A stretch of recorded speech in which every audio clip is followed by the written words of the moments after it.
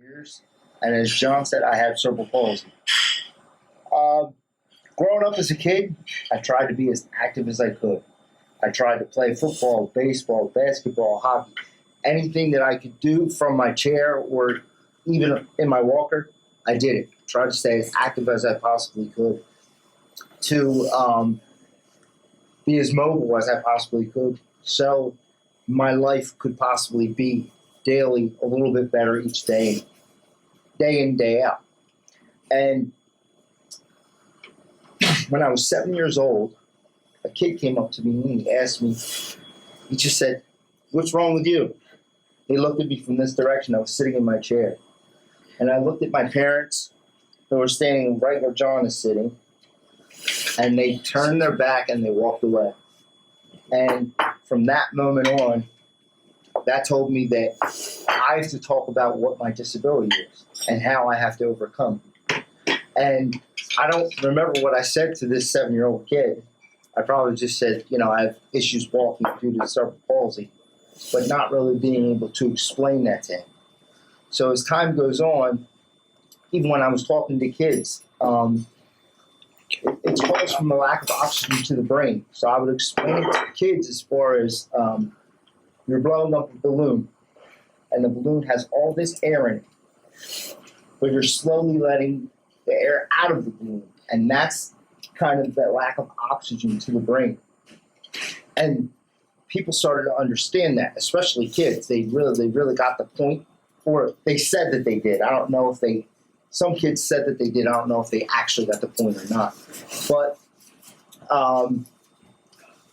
as time is going on, I have, the last 6 years, I've been a personal trainer. I've also run races on my crutches. I've done 13 races to my credit. I've done 6 1-mile races and 7 5Ks.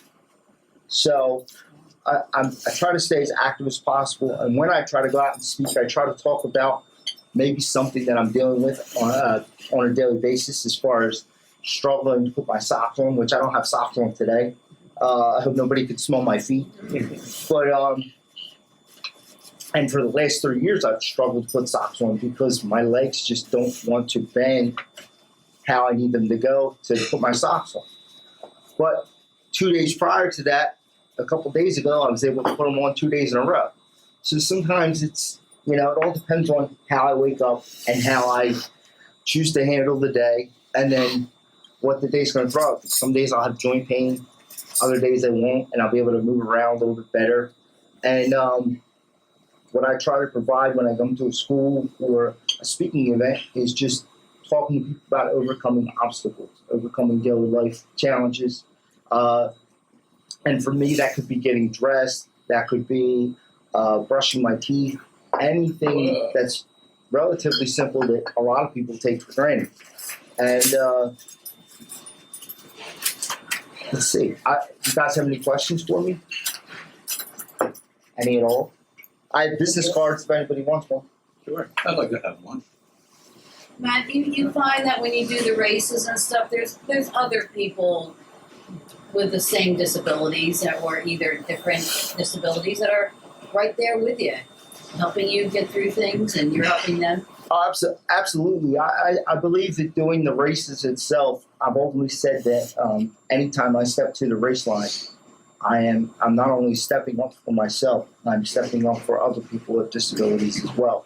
I believe that by doing so, I'm helping to further the conversation about whether it be cerebral palsy, whether it be what John deals with, or it's just proving that you can overcome whatever your situation might be. I mean, I'm so proud of this guy for going after his education and getting his degrees and doing what he's got to do every day. And him and I are great friends. And when he said, "Do you want to come speak at our breakfast?" I was like, "Absolutely."